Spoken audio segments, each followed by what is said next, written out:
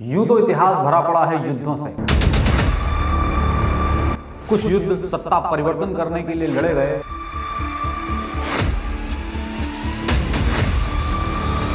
तो कुछ लड़े गए साम्राज्य विस्तार नीति के तहत।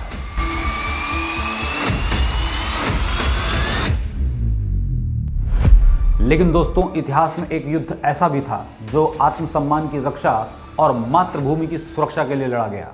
जी हां, हम बात कर रहे हैं हल्दी घाटी के उस ऐतिहासिक युद्ध की, जिस युद्ध की गौरव गाथा इतिहास में युगों युगों तक अमर रहेगी। जिस युद्ध में एक तरफ जालिम की जिद थी कि मेवाड़ पर मुगलिया परचम लहरा कर रहेंगे, तो एक तरफ मातृभूमि की सौगंध थी कि घास फूस की रोटी खा लेंगे, जंगल जंगल भटक रहेंगे, लेकिन जालिम को जिल्ले इलाही नहीं करेंगे।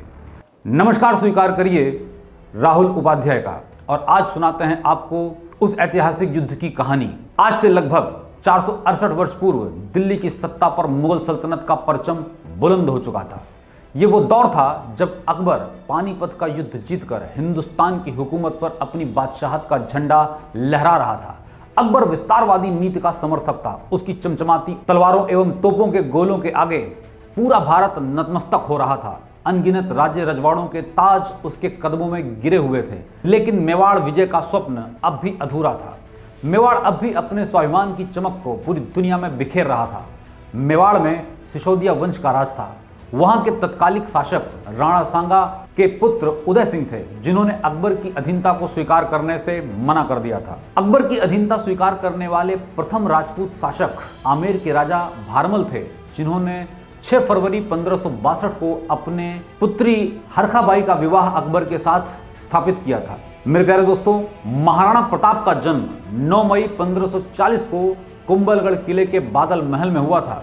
उनकी माता का नाम जयवंता बाई एवं उनके पिता का नाम महाराणा उदय सिंह था। महाराणा प्रताप को कई मध्ययुगीन इतिहासकारों ने कीका नाम से भी संबोधित किया है। कीका का नाम राणा को भीलों से मिला था, जिनकी संगत में उन्होंने अपने शुरुआती दिन बिताए थे। भीलों की बोली में कीका का अर्थ होता है बेटा। राणा को मेवाड़ की मिट्टी से इतना प्रेम था कि जहां भी जाते थे, जाने से पहले मेवाड़ की मिट्टी उठाकर माथे पर तिलक लगाते थे और अपने साथ मेवाड़ की मिट्टी को हमेशा रखा करते थे। महाराणा प्रताप राणा उदय सिंह द्वितीय के सबसे बड़े पुत्र थे, लेकिन इसके बावजूद 1572 में जब राणा उदय सिंह द्वितीय का देहांत हुआ, तो उन्होंने अपने 9वें नंबर के पुत्र जगमाल को अपना उत्तराधिकारी बनाया। लेकिन मेवाड़ के सामंतों ने 28 फरवरी 1572 को गोगुंदा में महाराणा प्रताप का राज्याभिषेक किया। इस अवसर पर राणा प्रताप ने अपनी मातृभूमि की सुरक्षा और सम्मान की रक्षा का सौगंध लिया। उन्होंने उदयपुर से लगभग 40 मील दूर एक दुर्गम पहाड़ी पर स्थित कुंभलगढ़ को अपनी राजधानी बनाया था। कुंवर प्रताप बचपन से ही वीर, पराक्रमी एवं अत्यधिक स्वाभिमानी स्वभाव के थे। मां जयवंता बाई ने कुंवर प्रताप को बचपन से ही बताया था कि किस प्रकार उनके दादा राणा सांगा उर्फ संग्राम सिंह ने किस प्रकार मुगलों को धूल चटाई थी। किस तरह से उनके परदादा बप्पा रावल जब अरब की धरती पर गरजे, तो आने वाले 400 सालों तक कोई आक्रांता हिंदुस्तान की तरफ आंख उठाकर देख नहीं पाया। सिसोदिया वंश के इस गौरवशाली इतिहास को सुनकर महाराणा प्रताप बड़े हुए थे। उधर अकबर की निगाह अब मेवाड़ पर थी। मेवाड़ अकबर के लिए क्यों जरूरी था? आखिर अकबर मेवाड़ के लिए क्यों परेशान था इतना? तो आप जानेंगे। मेवाड़ दिल्ली एवं गुजरात के मार्ग में पड़ता था, अतः गुजरात विजय के लिए मेवाड़ विजय आवश्यक थी। अकबर के लिए मेवाड़ की रणनीतिक महत्वता थी। दिल्ली एवं आगरा से गुजरात के बंदरगाहों तक और मालवा से दक्कन तक व्यापार, वाणिज्य एवं सैन्य रास्ता मेवाड़ से ही होकर गुजरता था। ऐसे में अकबर का पूरा जोर था कि मेवाड़ को मुगल साम्राज्य में मिलाया जाए, ताकि व्यापार एवं सैन्य अभिमान में किसी प्रकार की रुकावट न आए। पहले तो अकबर ने शांति से, बिना किसी जोर जबरदस्ती के मेवाड़ को अपने अधीन करना चाहा। इसके लिए अकबर ने कई बार 1572 से 1575 के बीच महाराणा प्रताप के पास भगवान दास, टोडरमल तथा मानसिंह के नेतृत्व में अनेक शिष्टमंडल महाराणा प्रताप के पास भेजे। इन शिष्टमंडलों को भेजने के पीछे अकबर का मकसद समझौते की आड़ में मेवाड़ को मुगल झंडे के अधीन लाना था। लेकिन राणा को कहां यह मंजूर था।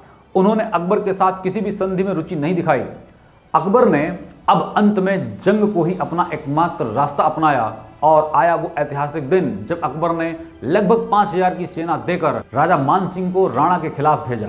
राणा को इस गतिविधि का पहले से अनुमान था, इसीलिए राणा ने चित्तौड़ तक का पूरा इलाका तबाह कर दिया था ताकि मुगल सेना भोजन या चारा न पा सके। उन्होंने सभी पहाड़ी दर्रों को किलाबंद किया था। दोनों पक्षों के बीच हल्दी घाटी में एक बहुत ही तीखी लड़ाई हुई।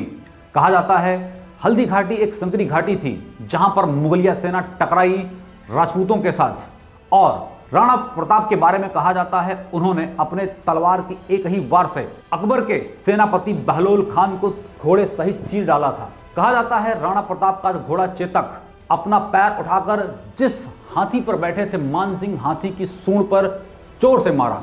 कहा जाता है कि हाथी की सूंड पर जो तलवार लगी थी उस तलवार से चेतक का पैर घायल हो गया, लेकिन फिर भी राणा लड़ते रहे। चुनिंदा राजपूत दस्तों के अलावा राणा के दल का नेतृत्व एक अफगान दस्ते के साथ हकीम खान सूर कर रहे थे। इसमें भीलों का एक छोटा दस्ता भी मौजूद था। राणा की सेना पूरी तरह से मुगलिया सेना को तबाह कर रही थी, लेकिन राजपूतों और अफगानों के हमले ने मुगल सेना को तितर-बितर तो कर दिया था। लेकिन इसी बीच में एक अफवाह फैली कि अकबर स्वयं वहां पहुंच रहा है और इस अफवाह को सुनकर मुगलिया सेना एक बार फिर पुनर्गठित हो गई।